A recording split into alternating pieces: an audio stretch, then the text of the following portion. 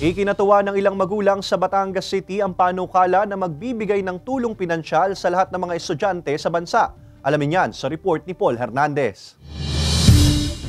May 4 na anak na nag-aaral sa elementarya at high school ang amang si Joselito. Sa pagtitinda ng pares, binubuhay niya ang pamilya, katuwang din ang asawa na nagtatrabaho naman sa pabrika. Kung hindi nga naman magbabanat ng buto, posibleng walang maipabaon sa pagpasok ang mga anak.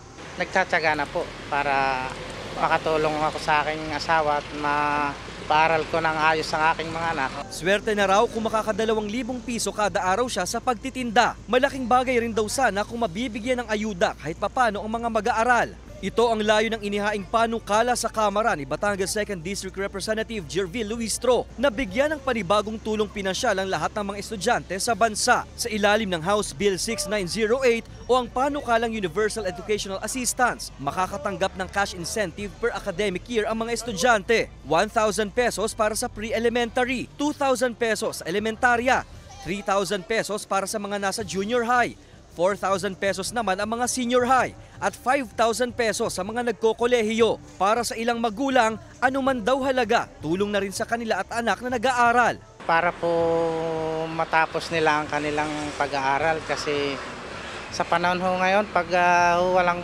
pinag-aaralan, hindi tayo tapos sa pag-aaral, mahirap pong makakuha ng trabaho.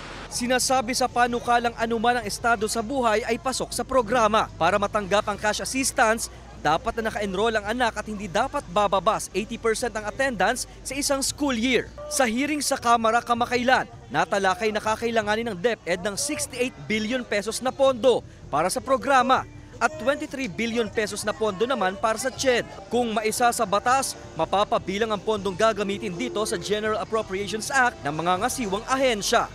Kasama si Kel Ravaca, Paul Hernandez, Balitang Southern Tagalog.